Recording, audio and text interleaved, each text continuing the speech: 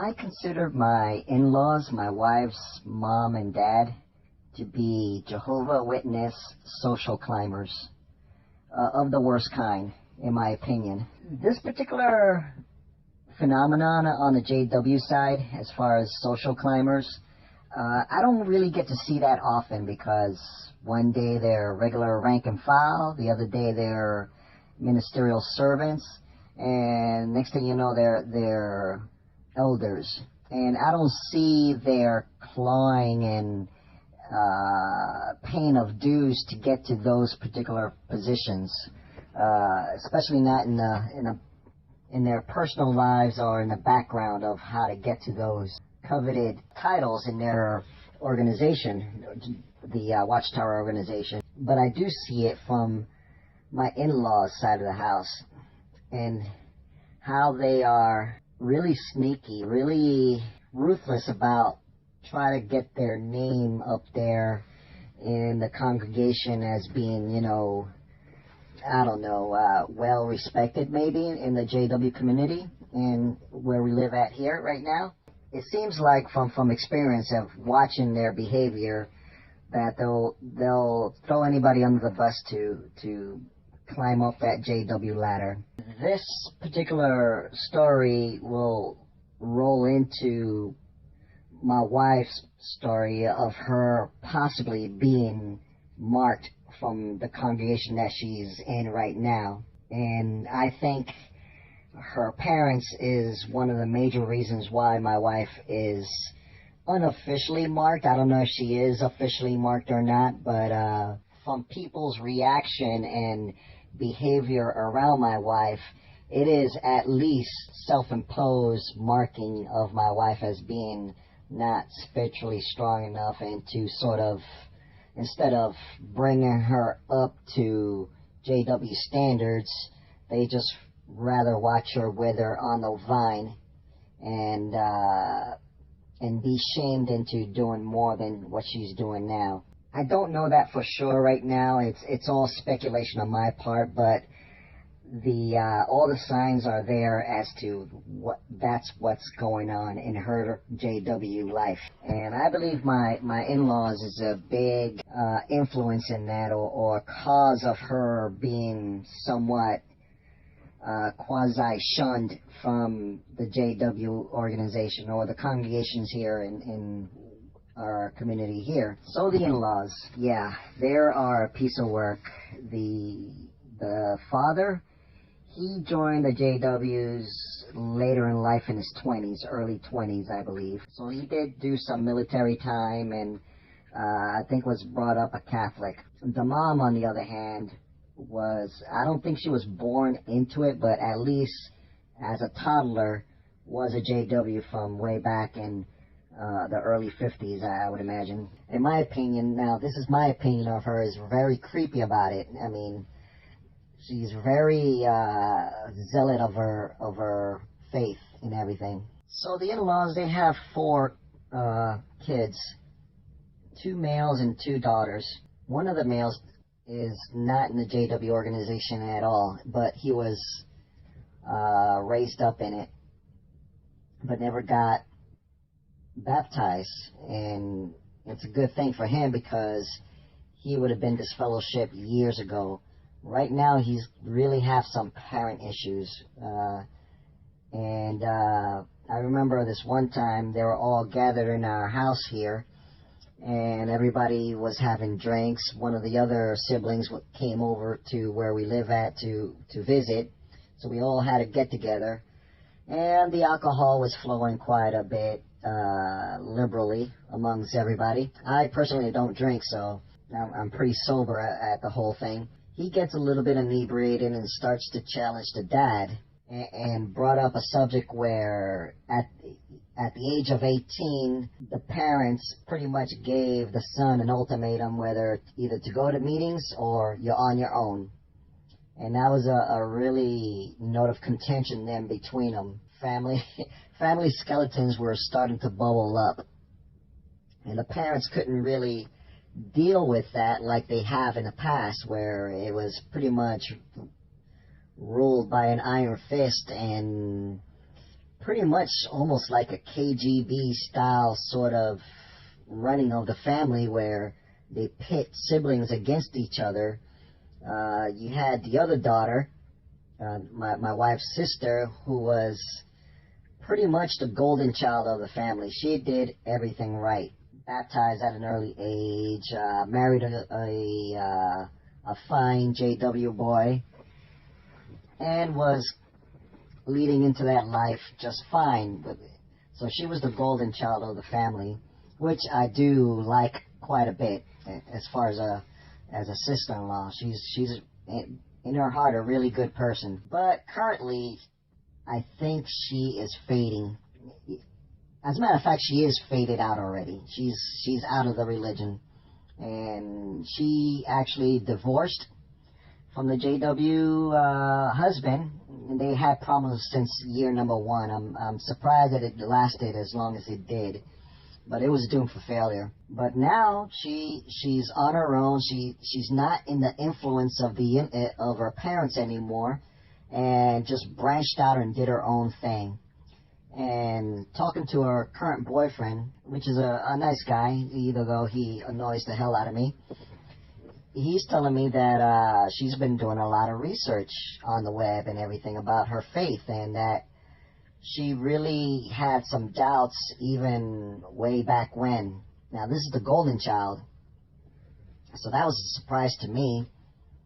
But her behavior and how she's acting now lead me to believe that, yes, she is faded, but didn't come out to proclaim that or anything like that.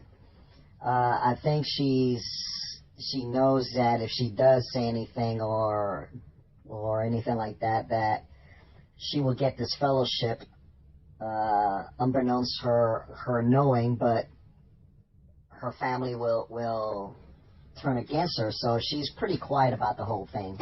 I don't bring it up whatsoever. I haven't talked to her about this particular thing at all, so, just to make her feel comfortable and everything. And if she wants to come out, she'll come out in her own time. I'm not going to ask her questions or anything or bring up bad, thoughts about the whole thing. She's going through her own personal Armageddon, and I'm not going to hasten that by sticking my nose in her business. But that's the other daughter. And the other son, he's been in and out of the religion, being this fellowship and getting back in and whatever. But I think he also has daddy issues as well, and was very rebellious. And knowing what I know now, the dad was psychologically abusive to all the kids, especially the mom. The mom was the main psychological abuser of all the kids, except maybe the other daughter, my sister-in-law. But it is certainly true to my wife, where, that underlying, hostility is still there. And my wife actually is going to go to therapy here soon to deal with her anxiety about her mother. So that's what's going on. And, it has been physically and especially emotionally abusive to the whole family, especially the mom. But that's what's going on behind the scenes, behind closed doors. Outside those doors, they are the epitome of JW facade that they portray to the rest of their congregation.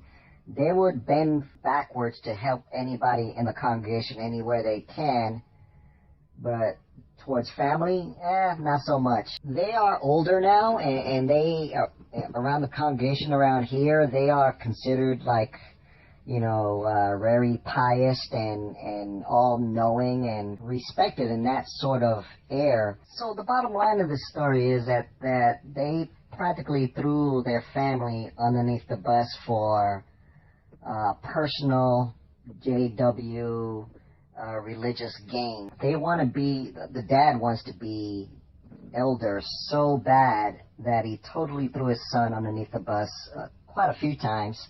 And I know for sure that they're throwing my wife underneath the bus, even though it's not warranted. I could understand if well, no, I don't understand, but it could be that case when she was younger in her teens, you know, being rebellious and running in with the wrong crowds, which she hasn't really. She was basically trying to get away from her mother, and I can understand that, but 30-something years later, you know, my wife, she's in her 40s. They moved up here to be closer to their grandkids, my kids, and they're still playing the same games as they did when my wife was living in their household 30-something years ago, or 20-something years ago, I'm sorry. So they just picked up right where they left off with the slandering of my wife's character towards everybody, saying how much they're helping her and she's, you know, misled or just not very nice to them. Just also, I don't know that for sure, but I know that the posture of the congregation towards my wife has turned from accepting and, you know, sisterly, brotherly, and, you know, we were invited to picnics all the time and, you know, things like that, to where that basically has stopped completely within weeks after my in-laws had moved into our area. Instantly has stopped. So there's no coincidence to this, and you know, my next video I would explain my wife's perceived what do you call that, marking towards the rest of the congregation there where she attends. So there was an incident where the father-in-law was nominated or was made a ministerial servant, and my wife, she was really upset about that, because he pretty much knows the character of her father, that he really doesn't deserve that, and she is aware that they has thrown their kids underneath the bus to get to their goals as far as being, you know, the standings in their church. So she actually wrote a letter to the elder committee or whatever there locally, and I think a copy was sent up to Brooklyn, possibly. I'm not sure, because he's done some things in the past, which I won't get into. It's pretty petty and stupid, but enough to get him into trouble, really. So if you think of a JW person, along with another witness, so there's two JW baptized personnel claiming the same offense towards their morality, that will get him, the father, disfellowshipped. And she put it on paper, and she wrote down the contact of the other one, so their story would have collaborated. But that has died down, or it did die down. Nothing became of it. I don't think. I think he is a ministerial servant now. I'm not too sure, but he wasn't reproved from publicly or whatever, or disfellowship at all. You see, he's of an older, you know, generation. He's in his 60s now, and the top elders in this particular congregation, they're pretty close knit. It's a boys' club. That's all it is. If you really compare it to anything else, it's a boys' club. The mom and dad, they're political animals. They know how to work the system.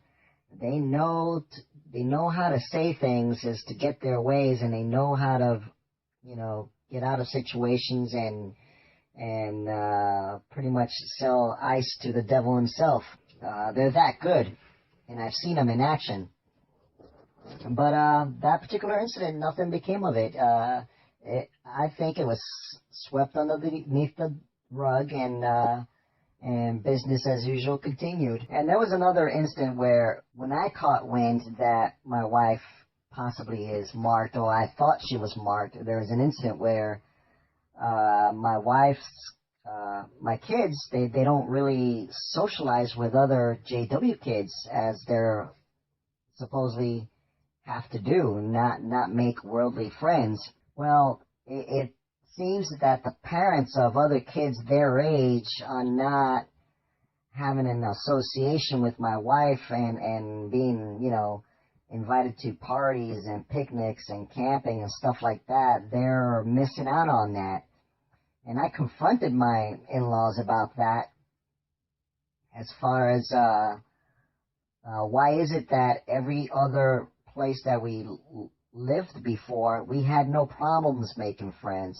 But as soon as you guys came over here to the place where we actually are going to lay down roots, we have this problem here. And my kids are, suffering from it because they can't make any friends within their community or my wife's religious community. I'll save that story for my next video or later down the line, but all this sort of foul play and markings and everything, is really a silver lining for me, and having my wife kind of see what's going on. I don't think she sees what's going on yet, but she sees the treachery that her parents are doing, but hasn't put two and two together as far as bringing it all together.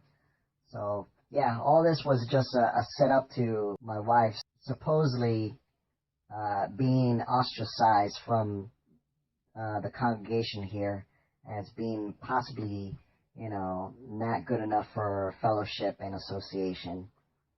And that's the sad truth of this religion.